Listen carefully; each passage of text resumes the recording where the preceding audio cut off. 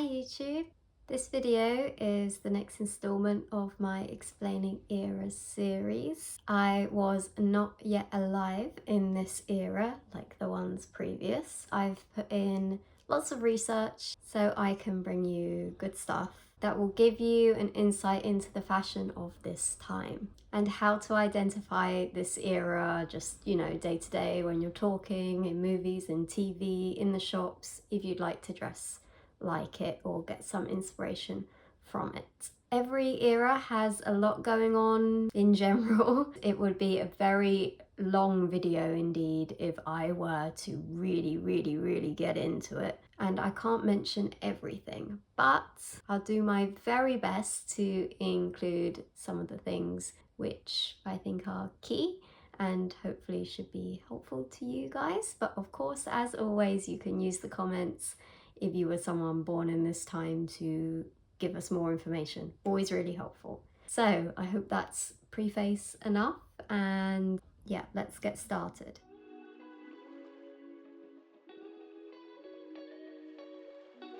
So I feel like the 80s were a time of optimism and aspiration in fashion, working hard and playing hard and showing that off. More is more. This era felt very big and bold and vibrant fashion-wise. But that aside, in the world, there were a lot of cold and cultural wars going on, so not all rosy. Technology was moving. In 1984, the Apple Macintosh personal computer came out, which is a big deal. The home computer, the Walkman, and the boombox were big in the world of music. That's kind of an overview of where we were at with that kind of thing. One of the biggest things about this era were more women were joining the workforce. This meant that they were earning their own money. They were buying clothes that said, "Take me seriously, I'm here." This was summarized as power dressing. You might have heard this term before. So dressing to appear as powerful as the men around you. There was a movie in this time called Working Girl, which really showed this off and is worth a watch. In the UK, Margaret Thatcher, the Iron Lady, represented all of this as the first woman MP, and she needed to power dress to be taken seriously in her big important role. She was known for wearing a lot of bold suits, and many of the female suits that we were seeing were in these bright, bold colours. This era in general, though, saw many a vibrant shade in fashion as a whole, man and woman. And workwear certainly wasn't left out of that. The shoulder pad was a key element of this. Yes, in suits, but also just in clothing in general. So many items of clothing had a shoulder pad built into the structure of it. For women, wearing that shoulder pad said, "I mean business, and I'm as broad as you men. I can shoulder my way through and stand just as big and tall as you." Menswear did have shoulder pads too, though, so you really needed one to be a part of this and be on an equal footing. So a fashion icon that we really need to talk about in the 80s was Princess Diana, again another UK one. Her marriage to a now King Charles basically defined wedding wear for the era. David and Elizabeth Emmanuel made her look like a fairy cake princess, and this saw basically every millennial's mums wearing a really big poofy skirt with layers upon layers of frills and taffeta and bows and embellishment, puff. It was very ultra sweet and girly and really fairy tale princess. And I think this is a really good reflection of this era, just going hard at every opportunity. Diana's day looks and even just her hair alone were massively influential, and a lot of people were trying to look like her.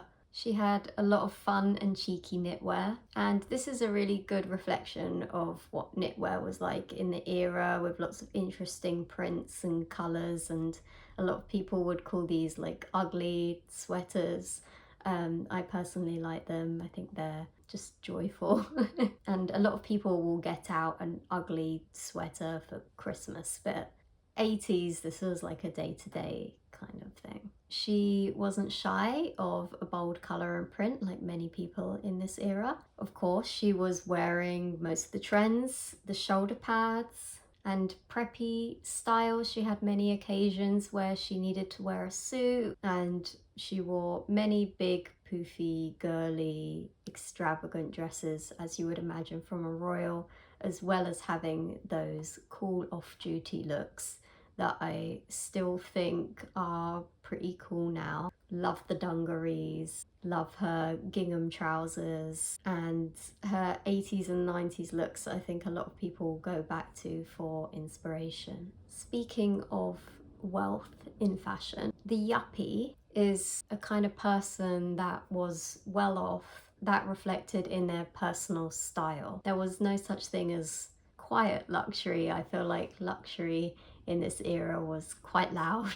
A yuppie typically was someone with that office job in the city, probably wearing a wide-shouldered suit, double-breasted, lots of yuppies like that, gold buttons going down it, pinstripe as well, very popular suit fabric, and a brightly coloured tie. This style was preppy in and out of the office and was luxurious without necessarily being jewel encrusted. They were good brand, good quality clothing. The term preppy actually referenced the elite prep schools. That's where preppy comes from. And the style itself, the preppy style, was influenced by traditional Ivy League, which is why nowadays we see these kind of university Yale jumpers and things like that, but we also see them paired with a brogue, that kind of Oxfordy university type dressing, if that makes sense. Brand-wise, Ralph Lauren was very popular in this time, and many a yuppie would be wearing the iconic polos. Maybe they had a knit over their shoulders tied around,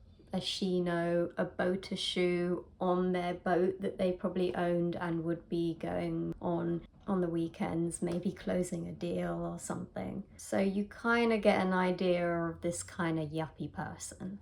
This brand tied in quite well with showing the wealth and status of the wearer. You see that symbol on the chest, Ralph Lauren, and you know money, but without it being loudly gold or glittery or whatever. You see the logo and you're like, oh, I get it. The polo shirt was actually the cheapest thing you could buy. It was a nice entry point into the brand as well. So that means if you weren't loaded, you could still have that I look wealthy item. So suits were not just big in the shoulders, but quite oversized in general, especially compared to the suits of today, I think. The jacket was quite big and regular looking. The trousers as well were fairly wide. A lot of them had these pleats in the front. You would tuck in your shirt and bring it in with the belt, so you'd still get a nice silhouette. And these silhouettes that we were seeing were quite dramatic. They feel like a fashion sketch, the way that the body has been really made to look sort of extra.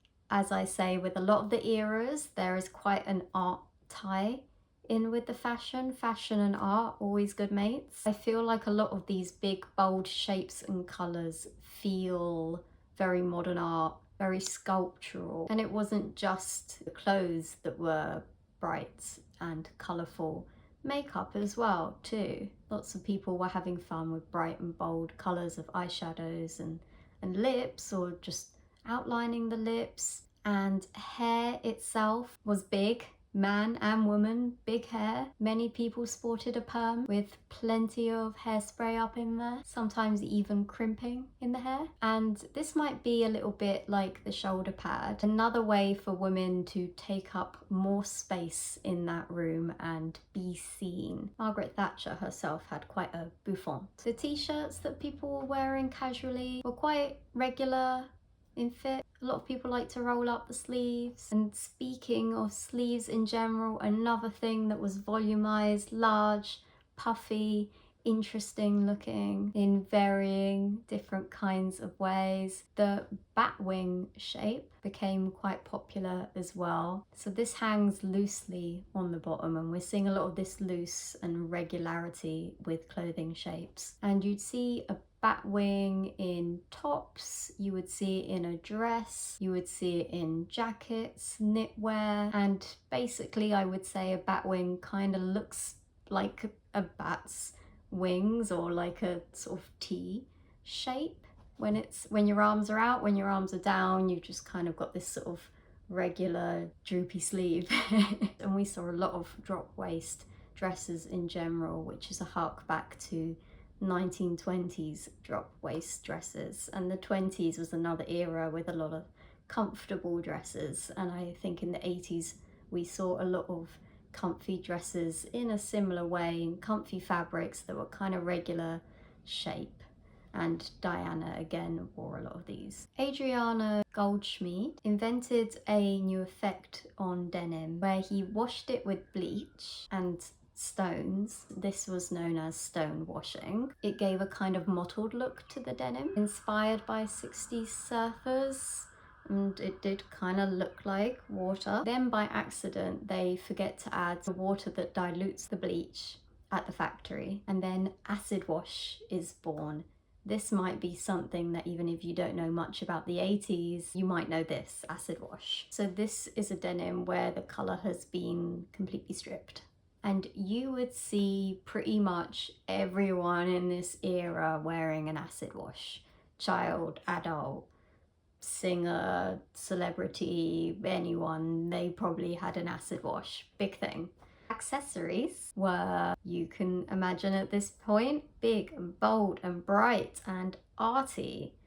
Of course, right? All ties in. Layered, chunky, bold, lots of colours, costumey type jewellery. We're getting lots of bangles, we're getting lots of beads, anything you can think of, big earrings, hair accessories, hair bands, lacy hair bands, hats, big brimmed hats, cute little black pork pie hats. You might see them on various singers, cute little black hats. Gloves, lots of gloves, like little fingerless gloves, little teeny hand gloves. Trouser braces, but with your suit or not with your suit. Maybe it's just a t-shirt underneath it. Most accessories you can think of were probably all on an outfit. More is more. Coloured and patterned tights, as well as socks worn with your little mini tube skirt or your little rah-rah skirt. Everything about an outfit was usually coordinated, lots of different colours going on at the same time, but all quite thought out, maybe a bit too sweet, quite cute, I think, matching an outfit perfectly. And lots of the footwear that was being worn with these socks and tights were flat. We really lost a lot of the height from the 70s platform. I guess you get tired of wearing that, it's not comfortable, and the 80s definitely slipped more into that comfort. So people were wearing a lot of flats or just smaller heels or thicker heels in general, whether it was that little kitten or a little chunky heel, and you would be wearing them with that sock and that tight, whether that's an all black tight and a black shoe, or contrasting color, or a cute little lace sock or something like that. Slouchy boots were very popular as well. They were called pixie boots. We saw a lot of those in varying colors as well. And shoe wise, a lot of people liked a loafer or a moccasin shoe, sock or not sock, man or woman. In 1984, Nike makes a signature shoe for Michael Jordan, the Air Jordan. The NBA actually banned it, but the streets loved it and still do today, of course, making Nike a $1 million brand. Skateboarding also made Vans pretty popular in this time too, and many people wore high top trainers like a Reebok, for example. Many of them had Velcro straps across them, a bit like the shoes that you would see in Back to the Future. A lot of people were wearing them with like a high tube sock or leg warmer. So we were seeing more trainers in fashion, again for that comfort. And another accessory that was fairly popular, sunglasses. We were seeing Ray-Bans, which were popularized by Top Gun.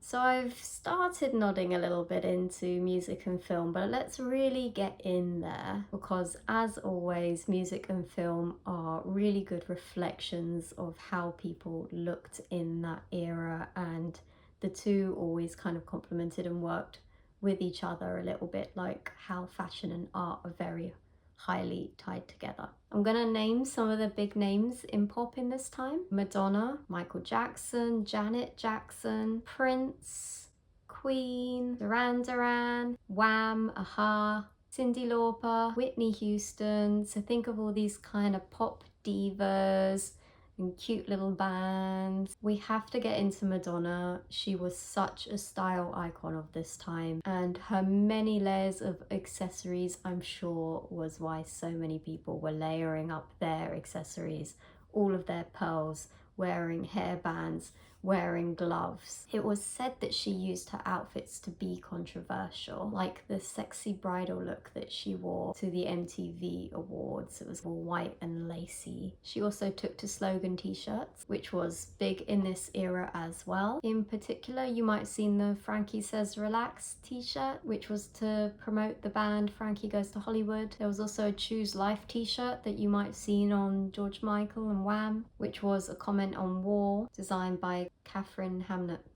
Prince showed us a sexiness that was in touch with femininity. He wore many ruffles, big, poofy, romantic shirts, makeup. He really lent into the new romantic vibe that was big in this era. New romantics were inspired by pirates, I would say. There's kind of shirts, but more glam, more feminine and soft, but worn by all. So the sort of flowy shirts, but with a bit more makeup and long hair and kind of looseness in there. Adam Ant in particular was quite in this style. He really went in on the piratiness. You see him in all those kind of naval jackets. He originally had punk roots, which was becoming a bit more commercial in this era. There were plenty of punks and rockers like Joan Jett, Blondie, The Cure, that were quite mainstream names that we all know, so less scary than the 70s, but still bold and dark and edgy, rebellious. We also started to see the goth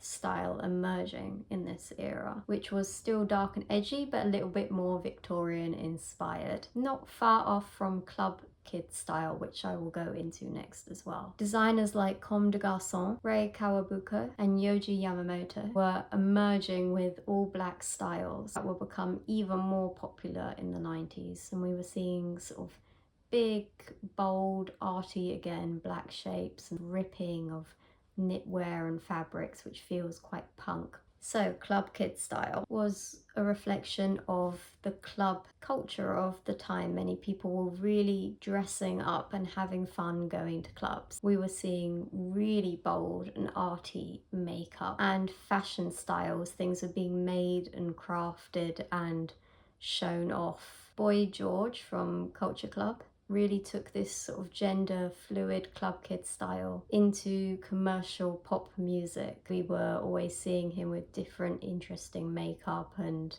hairstyles, and just he really was a good reflection of what was going on in this subculture in the clubs. Grace Jones always looked like a beautiful piece of moving artwork herself, always pushing fashion to the extreme, which I think is a really good summary of the club kid style. So a little bit punk in that sense, but arty and bold and experimental and free and gender fluid and just really cool. Definitely something to check out. We also saw hip hop hitting the mainstream, and this influenced fashion in a big way. Bands like Run DMC popularized the Kangol hats, in particular the bucket hat. We also had the Beastie Boys influencing fashion with a kind of New York look that featured the layering of hoodies under jackets. Run DMC were performing in tracksuits and trainers, and this really saw more people casually wearing tracksuits and trainers out and about. So casual wear, not just athletic workout wear, which this era did see a lot of sportswear becoming more everyday. Run DMC actually came out with the song My Adidas,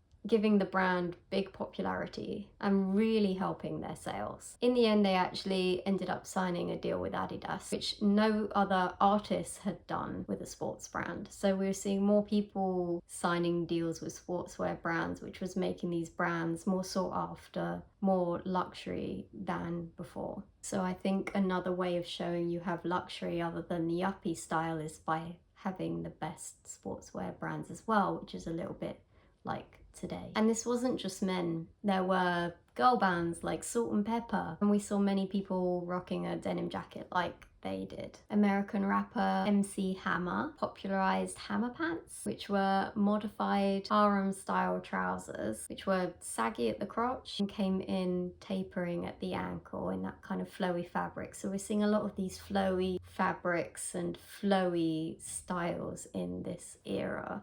A lot of people cringe at hammer pants, and there is a lot of maybe cringe and maybe ugliness, some would say, in this era, but it all comes back around. So let's get into some of the big films next. E.T., Dirty Dancing, Breakfast Club, Pretty in Pink, Jerry Maguire, Bill and Ted's Excellent Adventure, Ferris Bueller's Day Off. Sorry if I mispronounced that one, I'm yet to watch it. Ghostbusters, Back to the Future, Heathers, Flashdance, Footloose, When Harry Met Sally. We were seeing a lot of these fun and quirky and slightly dark comedies.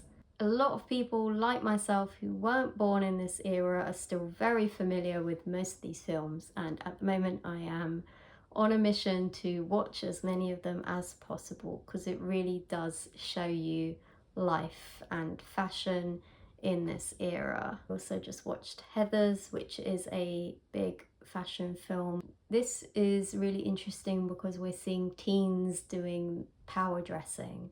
It really shows us that it's not just for the office. Everyone was wearing suits. Everyone was wearing shoulder pads.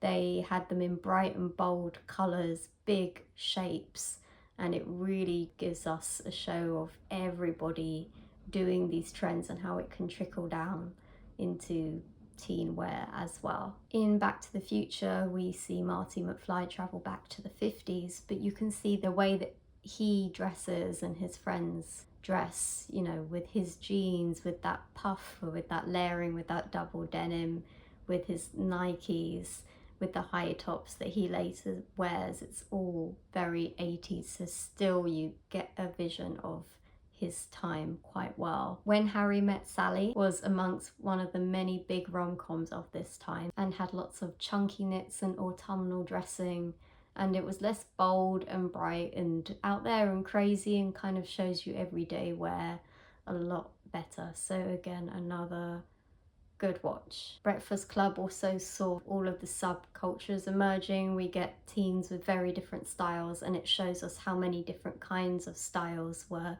battling all at once in this era. I think we're in a time now where there are so many subcultures, but everyone's quite respectful, hopefully, I think, of each other's fashion and styles. But in the 80s, you would maybe get bullied for being a bit more alternative, and there was definitely more kind of social ranking and things like that in high schools.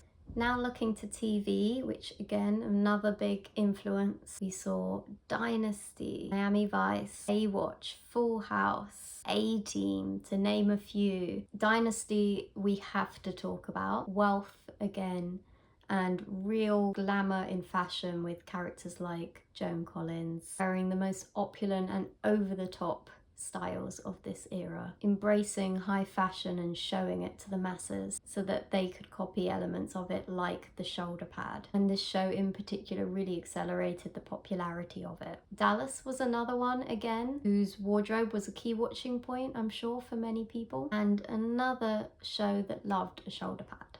Miami Vice was a police drama shot beautifully and massively influential on men's fashion. The two male leads would be wearing suits, t-shirts and loafers, not unlike today's fashion, to be honest. Funnily enough, the looks were actually inspired by Colombian drug lords, I know, the people they were trying to catch. These suits were airy and linen and light and pastel in colour. Many people would be pushing up the sleeves or rolling up the sleeves on their suit jackets and blazers influenced by this in this time, and wearing t-shirts with their suits and loafers without socks. This was really influential on how people wore suits. And we did see many suits and tailoring in this era. David Bowie was in his suit era. A lot of people were in their suit era. In 1982, Jane Fonda released her first exercise video, which became the highest selling videotape of its time. This popularized exercising at home in a big way and the fitness fashion trend. Everybody was wearing spandex in all colors and shapes and patterns, from catwalk to rock star to just wearing them casually. Many of the leotards that people were wearing had a high cut up the leg. Same with swimwear, we were seeing this real high rise. Many people loved really sort of bright and matchy outfits with them. Armbands, headbands, leg warmers, like real workout style influenced by what she was wearing in this video. People were going all out, as they do in this era, with accessories too. We were getting belts on top of them. People were layering these leotards, wearing tops underneath them, wearing leggings underneath them, wearing things over them. People were just walking out and about on the street with a leotard on, but other people were also putting shorts over them, putting jeans over them, and wearing them like bodysuits like we do today. There were also little sort of biker shorts, sort of little tight shorts in a similar fabric as well. Although to me, this started in the 80s and feels like a little bit of a 90s thing. So high fashion was also inspired by this, as is the way that high fashion influences everyday wear, and then everyday wear can inspire high fashion right back. So designers were looking at more stretchy, comfortable fabrics like jersey, t-shirt fabric, and lycra, which designers like Norma Kamali, Donna Karan, DKNY, Azadine Elia used for optimum stretch. You can also drape really nicely with these fabrics. Olivia Newton-John of Grease fame came out with her hit Let's Get Physical, which really furthered this movement of working out at home, in a gym, in a group. And we saw films like Footloose and Flashdance really on this trend as well, men and women. Baywatch watched beautiful lifeguards basically running in slow motion. This might be something that those of you who aren't that familiar with the 80s might be familiar with. And this show was just basically showing off their hot bodies in those high-cut swimsuits. And this is how Pamela Anderson became big. As always, we start to see the sought-after body shape changing, and because this era had more people moving around and exercising, getting physical and getting fit, this resulted in more people having an athletic type body shape, and this is how you would want to appear. And this brings me into the supermodel. Catwalks were becoming more of a spectacle than they were before. It wasn't just for the fashion industry, it was for everyone. And this saw models who maybe before weren't so well known becoming household names and celebrities in their own rights, almost like a movie star really. And we were seeing these models breaking out and doing more things other than modeling as well. Cindy Crawford with that kind of girl next door look. She was doing Pepsi commercials when she wasn't on the catwalk. Her girl next door look, I feel like, was of course beautiful and glamorous, but still kind of attainable. And she had that mole, which some magazines wanted to cover up, and then they just let it out and be free. Nowadays we see her daughter Kaya Gerber modeling and acting as well, and they're quite look-alike. Christy Turlington signed with Calvin Klein and became their muse as well when she wasn't doing runways and Vogue covers. And we saw models like this appearing in campaigns and being tied to a brand, a bit like how we see today. Linda Evangelista had a sexy Italian vibe to her. She changed her hair many times, but still had a very recognizable look and was very flexible with many designers' visions. Naomi Campbell, a British model, was sweet and cute and charming, and also had dancing roots, which you can see in her dynamic pictures with her poses and how she uses her body. These girls became very expensive to book and really sought after. You wanted to have one of them in your campaign, walking your runway in your show. Everyone knew who they were, and together they made a really powerful team. And they were called supers, the supers. You wanted to book the supers, as in supermodels. That's what they became. You weren't just a model, they were supermodels. They were special.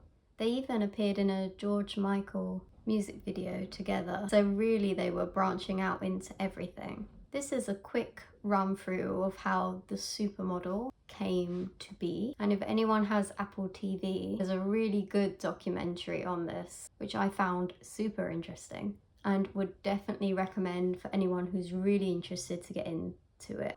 I knew these faces, I knew these girls, but really getting into how they all became models and all of this, I've touched on it a little bit here, but definitely something to get into more. Let me know if you would like me to make a video on this, and I can make it nice and palatable for you guys as well. But yeah, very cool. And there were lots of models like this as well that were rising up, and you know, names as well, not just people wearing your clothes. They were a whole thing in themselves, really.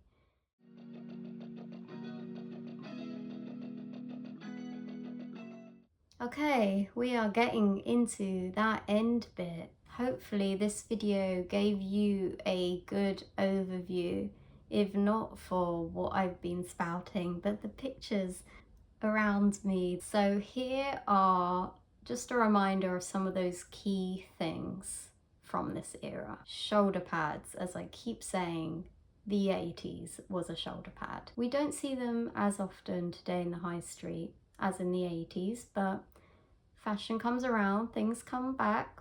You do see a shoulder pad. Seen them in t-shirts quite a few times. We get them in suits. And of course, as always, vintage shopping, you will be able to find an 80s shoulder pad if you'd like them in other stuff built into your dresses and shirts, etc. Those big suits are becoming more and more common today, and I think you could fairly easily do a Miami Vice if you so wish. And it may be that you just want to get the blazer and, you know, roll it up and have it really big with that t-shirt, Miami Vice 80s, or even just that regular t-shirt with some acid wash denim, and you have nodded to the 80s perfectly. Whether that's an acid wash jean or jean jacket or whatever that may be, you can still find acid wash around you today. There's many colored acid washes. Remember, in the 80s, tops were usually tucked in, waists on trousers were usually high, although we did get that drop waist in dresses and things like that occasionally. Usually if you're buying a jean, it would be a regular straight shape like a mum jean. Accessories, very big in the 80s, nice easy way to nod to it. Stack up your wrist, do a little bit of a Madonna, maybe a pork pie hat or some trouser braces with your t-shirt. Accessories are a nice way to nod to that era. You could just make your hair really big. That's very 80s in itself. And in general, it is getting so much easier to be interested in a specific era or subculture of fashion. So even if you can't find the exact pieces that you're looking for on the high street, you, I'm sure, can find it on specialized websites. Again, vintage shopping, you will be able to find stuff like that. And as always, I will put some links to places that might be useful for you. Vintage patterns are available. They're not expensive, I find. You can find them in charity shops. A lot of people like to give away their vintage pattern pieces, and that can be a really nice way, if you have that 80s fabric but the shape still isn't doing it, to then make something feel more 80s. The shoulder pad isn't that easy, I find, with sewing. It's not that entry point, but I'm sure you can learn on the internet how to do it, or take clothes to a tailor if you would really like an amazing 80s piece done well. So I hope that this has been informative, and I hope you've enjoyed it. I hope anyone who's watching this who didn't know 80s fashion now has a bit of an idea, and I hope those of you who did know 80s fashion enjoyed it too. If you are interested in finding out how you could do 80s fashion yourself and would like help from a personal stylist to make it personally work for you, your lifestyle, your budget, in the right colours and shapes for you, then please do get in touch and we can find a way of working together from my services.